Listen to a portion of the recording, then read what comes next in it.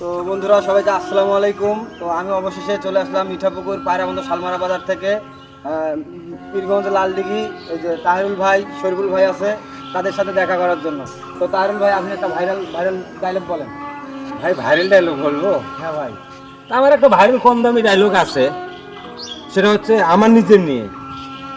তো আমার নিজের ভাইরাল ডায়লগ হলো, আমি গ্রামের ছেলে তাহিরুল মণ্ডল, করি না কোনো গন্ডগোল, নেই কোনো শিক্ষা, নেই কোনো অর্থ, এই কন্টেন্ট জগতে আমি অনেক ভক্ত।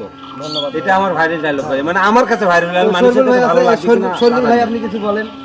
আসলে আমার ওইভাবে কোনো ডায়লগ ভাইরাল নাই। আমি আগে আসলে ভিডিও করতাম, আর এখন ইদানিং একটু নিজেই কিছু ইমোশনালি কথা বলে ভিডিও দিচ্ছি।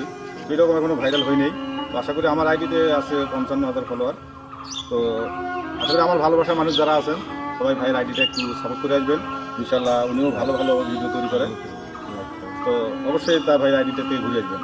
তো শোনেন বন্ধুরা, উনি তো বললো যে ভালোবাসার মানুষেরা সবগুলো মানে ভাইয়ের কাছে যাবে বলো, একটা মানুষও লাইক কমেন্ট শেয়ার কেউ করবে না, বুঝছেন?